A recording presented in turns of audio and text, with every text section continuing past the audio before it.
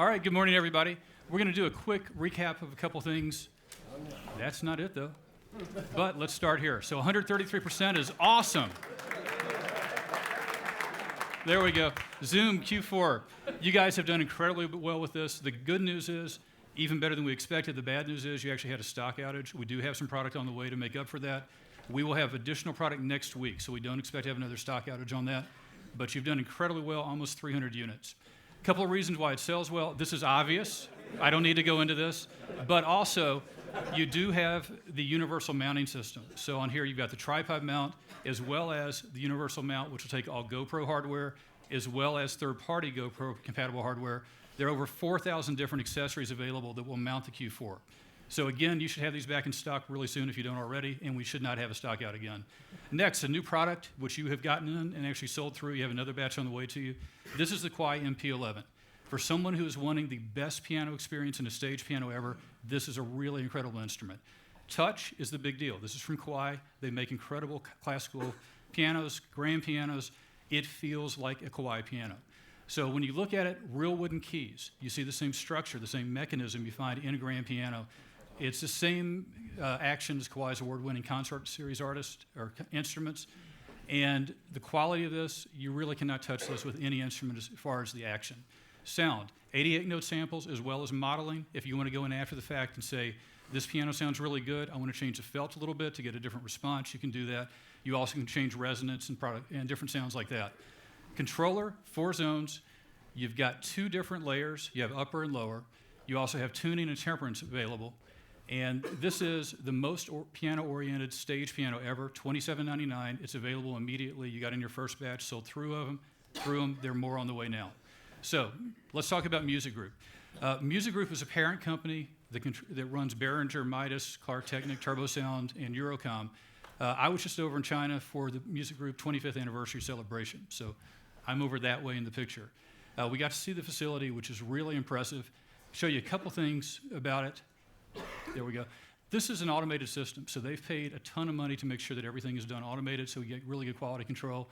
When circuit boards go through here, everything is x-rayed to make sure all the contacts are accurate, and there's not a quality issue after the fact, which is why you guys are running like a 0.0127% breakage rate or DOA rate, which is really unheard of in this industry, and it's because they put that much quality in up front.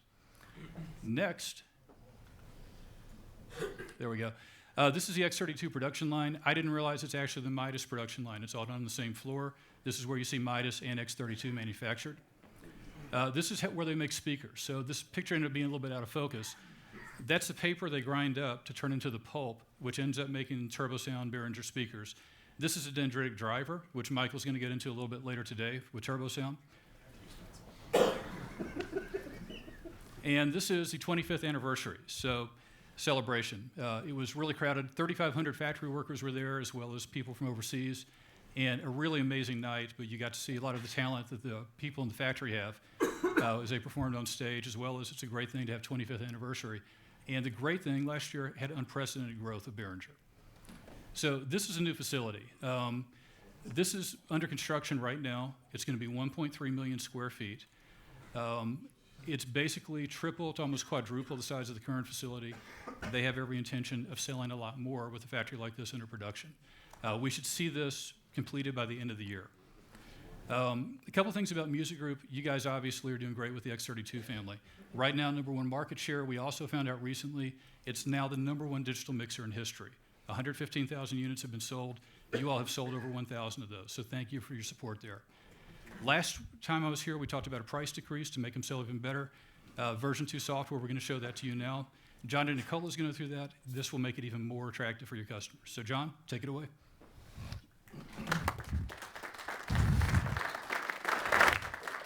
All right, thank you, David.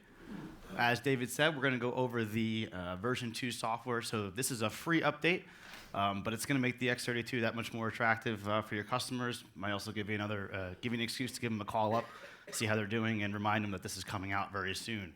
We launched this at NAMM this year. We launched it as a beta because we just couldn't wait to get it out there. But the final version is going to be coming very, very soon. I would say start looking probably next week. So we're very close on it. So I'm just going to get into some of the features. so you guys are familiar with what we have. So the first feature, to me, one of the most exciting, is the real-time analyzer. So this was a pretty popular request. Let me just get some signal flowing through here. Cool. We had a lot of requests for an RTA. What's really neat about our implementation is that it's built right into the console. So you don't have to have a computer hooked up or anything like that. You just click on the meters page here, and you'll notice there's a new window labeled RTA. There's a couple different ways you can run this. As it was on the screen before, it is a 100-band RTA. I'm looking at it right now as you can either look at whatever channel is selected, or you can look at whatever you're having the monitor signal. So let's say I have an RTA mic. Right now I'm just monitoring some signal from the computer, but you can select that, and whatever channel you select, that's what shows up. So as I select my RTA mic, you can see what's going on here. There's also a spectrograph mode as well. Now, this is really cool, but the coolest part about it is that this will overlay on top of any parametric EQ or graphic EQ that you're using. So let's take a look in the effects section. Let's just say I'm using a stereo graphic EQ on my mains. Because I have, on the meters page, I have selected channel. If I have my RTA mic selected, it will overlay that on top of the stereo graphic EQ. So of course, if I'm ringing out feedback or something, I can actually see that pop up right here. You also have the option for the RTA to be pre or post. So if I click that into post and I make an adjustment here, the RTA will actually reflect that adjustment. And again, that also works on the parametric EQs as well for any channel. So 100 bands, you have a bar graph mode as well as a spectrograph mode. And the overlay, if you don't want the overlay, there's actually an option for that as well. So you can have the EQ overlay, you can just turn that down, make it 25%. Or you can go ahead and turn it all the way off, and your screen kind of looks back to the way it was before. So that's one of the big features we have in here, the 100-band RTA. Moving on from there, one of the biggest things we've done is new scene management in the X32. This was done a lot for the theater crowd, but so this is the old scene screen that you're looking at now. We had 100 scenes previously. But now the home screen of the scenes menu looks like this, because now we have two new terms in the scene management. It's snippets and cues. So what you're looking at now is the home screen, where you have all of your cues. You can now do 500 cues, and the cues are a combination of snippets or scenes. So what are snippets? This is the snippets page right here. It's kind of the opposite of a scene safe. A snippet is a little snapshot of whatever particular part of the scene you want to have. So for example, in this snippet, I have channels 1 through 8 selected, and I've chosen the EQ. So that, if I save that as a snippet, and I don't recall that as part of a cue, it will just bring back just those EQ settings on just those channels.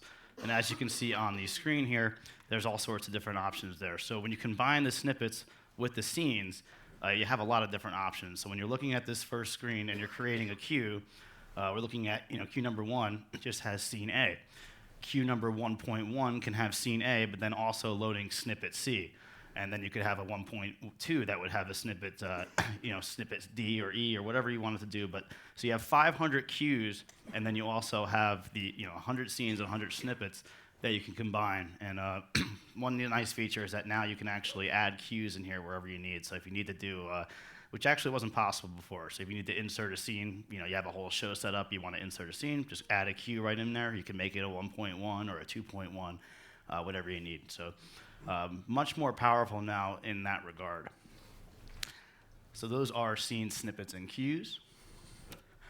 Another really cool feature, this is kind of a small thing, but we have a lot of people that are using not just one X32 console, but they might have a whole system. So maybe you're using 2 consoles together, maybe 2 consoles sharing a couple S16 stage boxes. So while this was all possible before, there was a couple of little quirks that made it not ideal. So we have a new mode called Gain Split. So let's take a look at that page right here. It's on the preamps page. So basically what, in the past, if you were using an S16 connected to the front of house console, say, and you adjusted the gain, the gain would be adjusted downstream as well. So if you did a 6 dB boost, the monitor guy would have to manually adjust down 6 dB. What we've done now is we've separated the analog and the digital part of the gain stream. So you can set your analog gains here on the preamps page, whether it be on the console or whether you're controlling an S16 stage box. And then once your analog gains are set, you can engage this little box right here that says head amp gain split. Once you do that, now when you go into your channel strip and you're adjusting gains, you'll notice that you have the traditional, instead of having the gain right here, you have an 18 dB plus or minus digital trim. Now you can adjust that trim without affecting the consoles downstream. So it's a really nice way to, and it's much better than the system we had before, much better way to share signal between two consoles. Also on that page, you'll notice a little box here that says HA remote. So what that allows you to do is now you can control one console's mic preamps from another console. Really powerful if you want to use a monitor console X32 instead of a stage box altogether. A lot of people, especially with the price drop on the X32 rack, for a few $100s more, instead of having an S16, you can just go ahead and get an X32 rack, control those preamps from this console. Now you have a monitor console as well as a backup. So a really great solution. And again, it was possible before, but we've really improved that workflow with this new gain split and head amp remote option. Kind of going along with that, we have some new routing menu options that have also made this easier. First of all, we've actually separated the outputs, I'll call them virtual outputs, from the XLR outputs on the desk. And without getting too into detail, what that allows you to do is, again, let's take our example with the X32 rack, maybe as a monitor console and a stage box. Now I can go on my X32 rack and say, for the XLR outputs, instead of having the outputs set on the console, take the outputs from AES-50 from my front of house console, put them directly onto the XLR outputs on the X32 rack. And you can do that in banks of 4. Previously, you would have had to go to your home screen and burn up some of your aux-ins and bring those signals in order to route them out. So between the head amp gain split and the new routing options there, now it's really feasible to use another X32 console as a stage box, which is pretty cool. While we're on the routing menu, there's actually a couple of other new options in here as far as tap points go. You'll notice on the P16 out page, we have the ability now, there's a new option called in/LC, LC standing for low cut. And basically that means that your tap is coming right before the gate.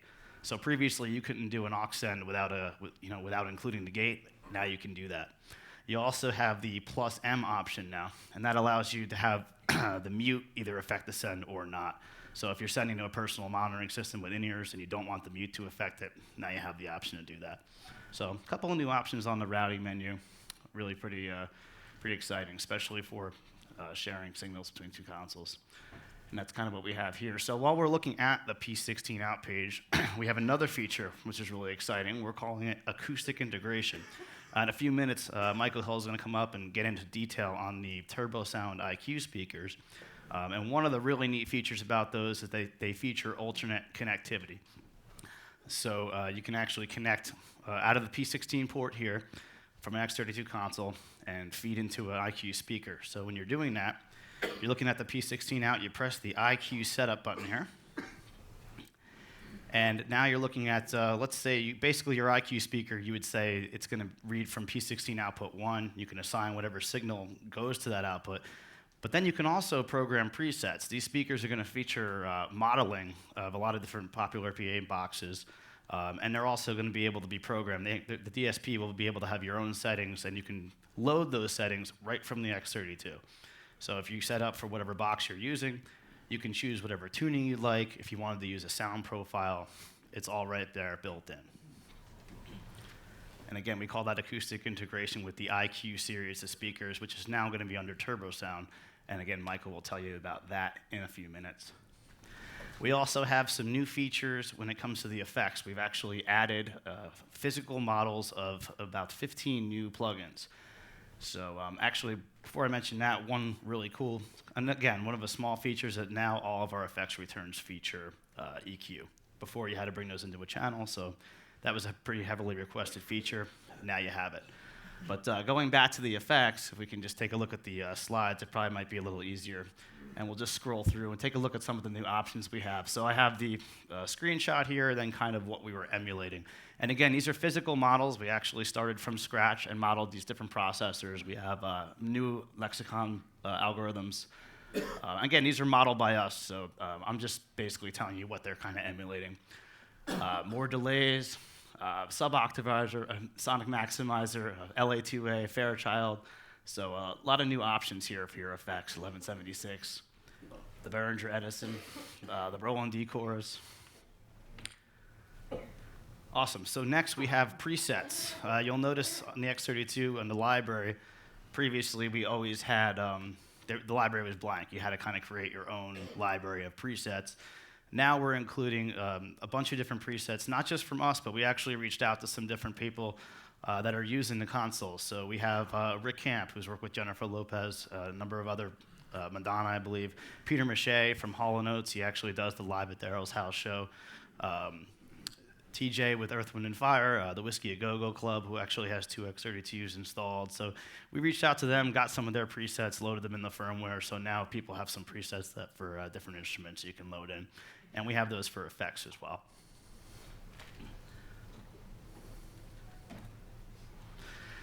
Next, just want to mention, we don't have an X32 Compact in front of us, but there's a new mode on the Compact and Producer where you can actually, previously you had 8 input faders, 8 output faders, and you couldn't use those faders on the right for your inputs. Now, if you press 2 buttons at once, it will actually load, you can use all 16 faders. So if I did 1 through 8 and 9 through 16, it would spill that across. Pretty cool, actually. You can actually press any combination of those 2, and it will spill across. That was another heavily requested feature. It'll make the Producer and Compact a lot more attractive for some people. And just full disclosure, those aren't your hands. Those are not my hands, Okay. no. Or mine.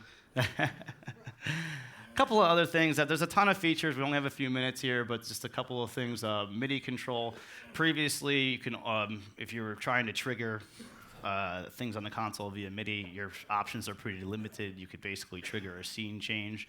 Now you can trigger. Now you can control volume, mute, and pans via MIDI, and we'll have more information on that as far as the implementation charts and stuff as when the final firmware comes out. Finally, let's get into expansion. We just launched all 3 new expansion cards for the X32. It's the X ADAT, the X Madi, and the X Dante. The ADAT and Madi cards are going to be $299. The Dante card is going to be $499. These are all 32 by 32 channel cards based on the card slot here. But in the case of Madi and Dante, you'll be able to configure, of course, what channels on the network you want to bring in and send back out again. So, of course, many applications for that. The ADAT card is kind of a little more obvious. There's a lot of ADAT gear out there. Some older, you can connect directly to other audio interfaces, standalone recorders. Excuse me. But Dante is really cool as well. Now, we do ship the console with a USB FireWire. Now it's just a USB recording card. But with the Dante, what's nice about that is if you have that card installed, a lot of people might want to do redundant recording, 2 computers at once. Maybe you want to have 1 computer recording, 1 computer doing Waves multi-rack. A lot of different options on the Dante card. And same thing on the Madi end. Madi is very popular in the broadcast world. You can interface with your Avid HD Madi rigs, the RME Madi phase. So it just gives you a lot more options when you're building systems, especially if you're integrating it to a facility that already has a Madi or a Dante network. So that's basically the overview of the new features of version 2. Again, it's the beta version's available now. It's a free update. In about a week or 2, we'll have the final version out, and at that time, we'll have new apps that will go along with that. So again, some new features to sell X32s and some new reason to give some of your customers a call and let them know about the new firmware and see if there's anything else they can get from you. So thank you. Thanks, John. So we're going to move on to Turbo Sound. You've seen what happens when you take different intellectual properties a music group owns, combining Midas and Behringer to get the X32. It's a massive hit. So now we can take stuff coming from Behringer, Midas, combine it with Clark Technic, and we have the IQ series and the Midas, the Milan series from Turbo Sound. Michael Hill is here. He's going to talk about Turbo Sound, give you a quick background so you've got a little bit of history when you're talking to customers. So Michael, I will turn the clicker over to you. Thank you. Oh, thank you very much.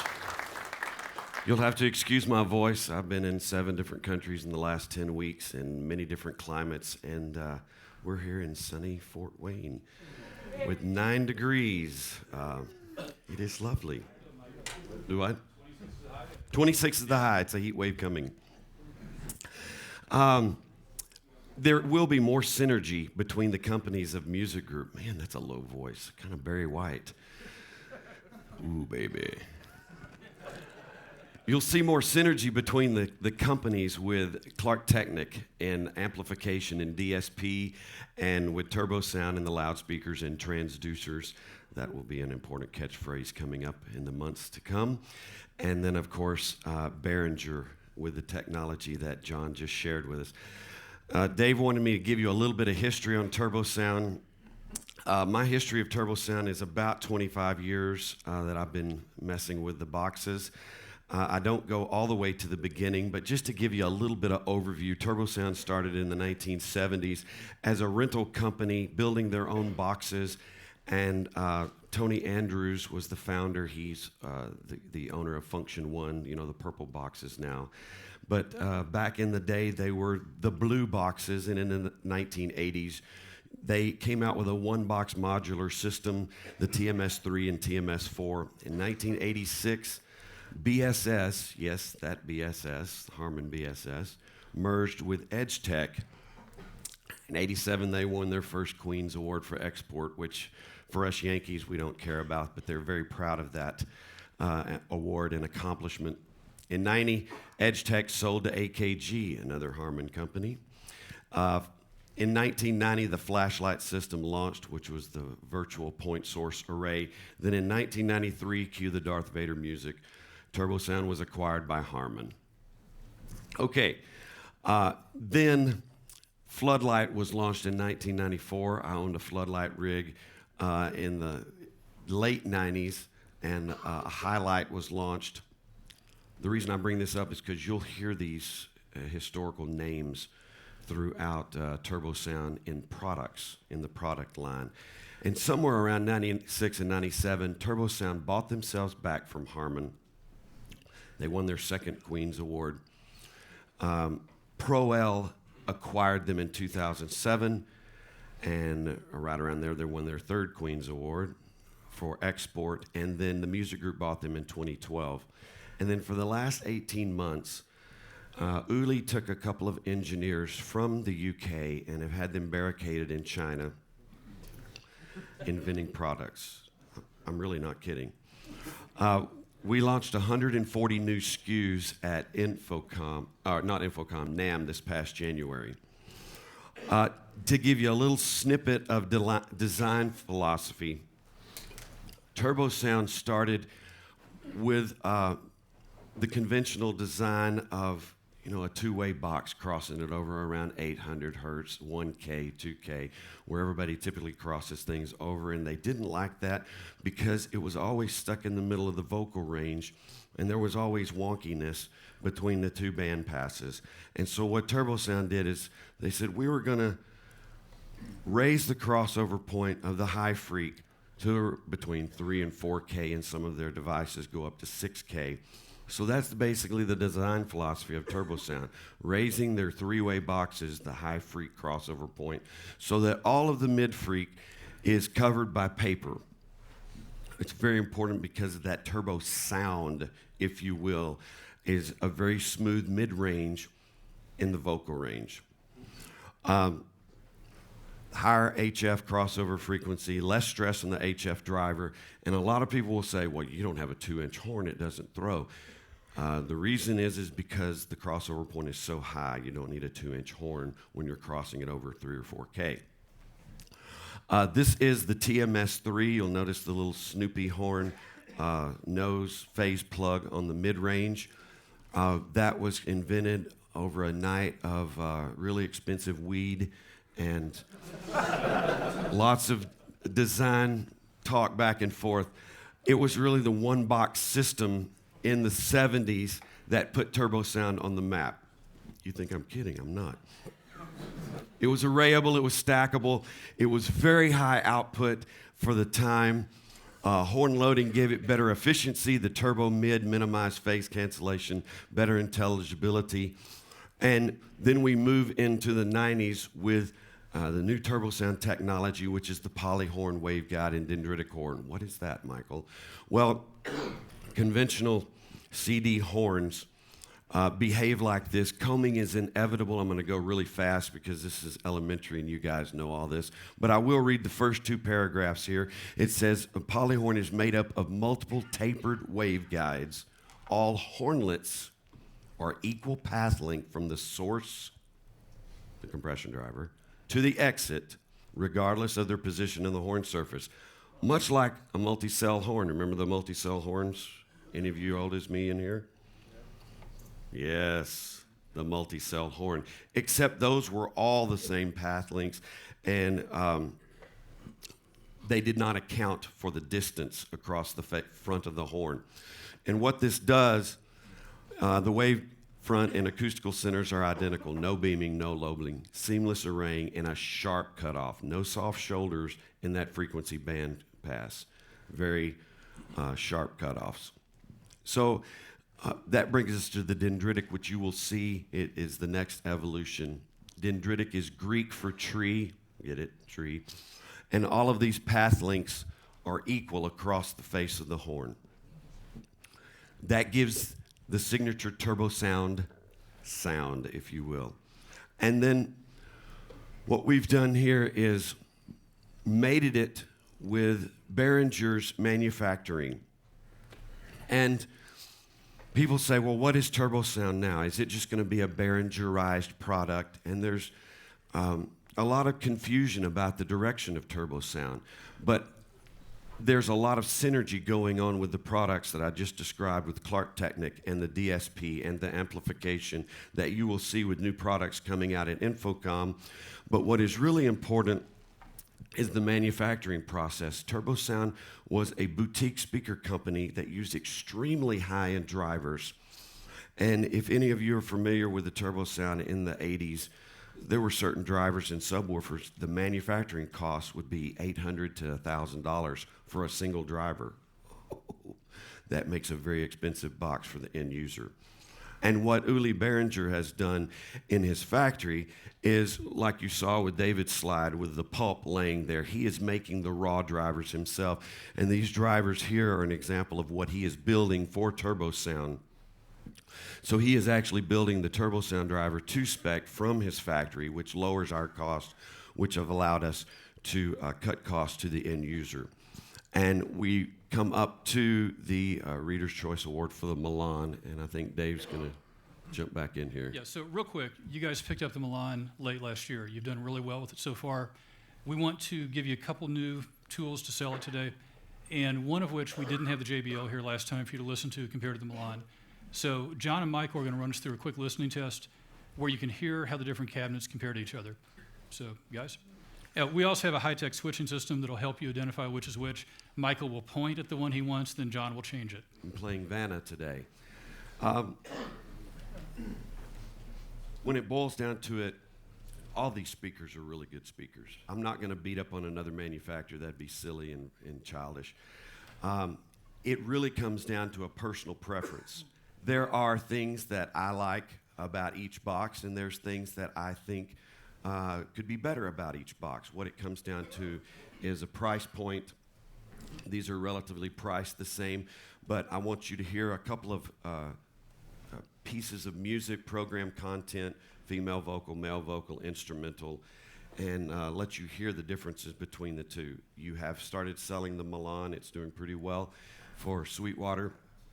But we're comparing this against the JBL PRX 712 and a QSC K12. And let's listen to the claw from the JBL, please.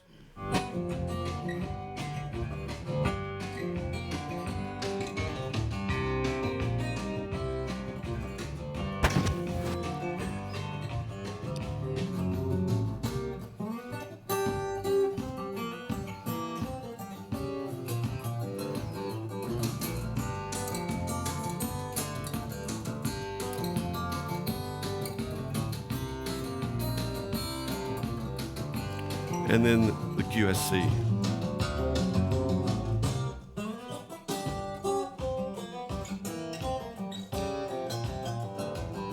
Okay, let's go to the female vocal track. We're hearing a different sonic sonically? Okay. I see some heads nodding.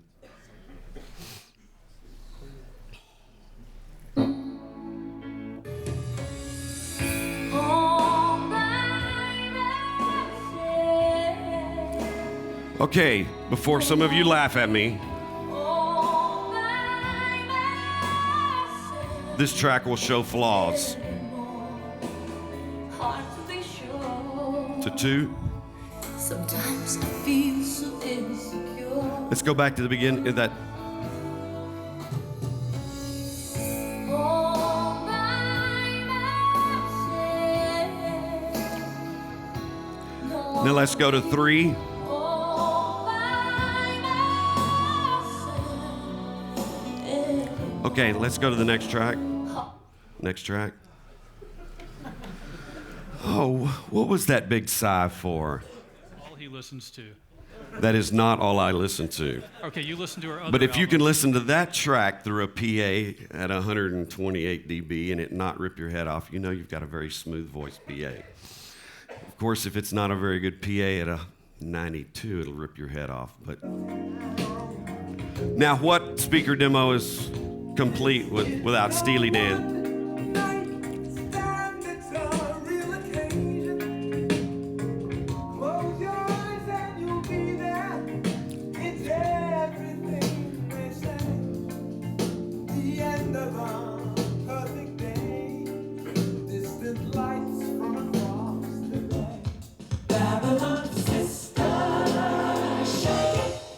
Okay. Okay, does anybody hear anything particular about those 3? Come on, the audio files out there. JBL sounds like a what? Sounds like a megaphone. There was a hand up here. Yeah, it sounds like the Milan is, in my opinion, a little bit scooped, I think. Okay. A little bit scooped. Disco Smiley. Maybe. I think, this is my personal opinion. Take off my Turbo Sound hat. What was that? What does? The JBL has more mids. I think there's a... Sounds like the Milan has more mids. I think there's a bump at 830 in the JBL. That's my personal opinion. I put a little filter on it yesterday and pulled it out, but I put it back in. Everything is flat. Let's listen to that 4th track. This is Josh Groban. Don't make Michael, fun. Let's move on. That clock is running slow. We don't want to go over. So- Okay.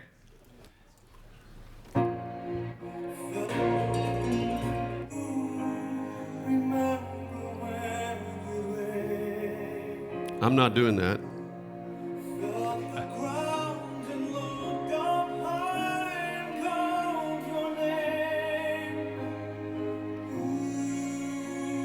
I don't know what's doing that. Okay, 2.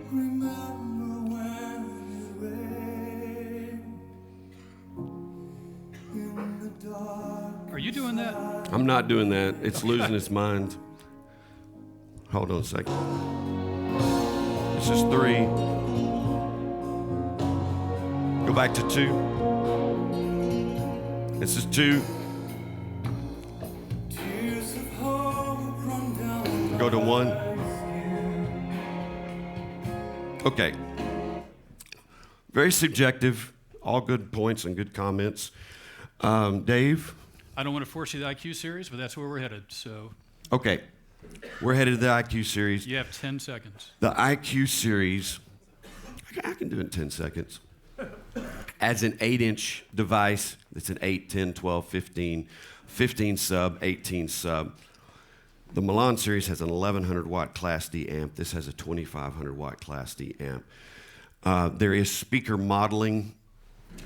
You saw it a little bit on John's slide. There is an Electro Voice, a JBL, a Meyer UP voicing, a new Q voicing from Turbo Sound. User settings. This is a 2-input mixer. There's a mix out Ultranet from the X32 that can be assigned from that speaker networking. USB port for Mac or PC to load or save presets. Variable speed fan. LCD navigation. There's a user setting for delay, for compression, for limiting user EQ. That's the new IQ series. This is the subwoofer. And then this is the map pricing of the IQ. It is clearly aimed at this series of boxes. I saw some head shake. The IQ8 maps at $549 on up to, I don't know what is happening there. It's really not my hand. Up to $999 on the 18-inch sub. All And right. that's IQ. Now, there are two reasons we rushed. First, the clock was off. We realized what time it was. The second thing is we had a delay getting the IQ series here. We have been assured they'll be here by the walkthrough today at noon. So if you can come here at noon today, noon until 3, you'll be able to hear these. Please bring whatever source material you want. We view the IQ series as the next big thing for Music Group, taking Clark Technic, Behringer, Midas, working them all together to come up with something great. So appreciate the time. Rob, take it away.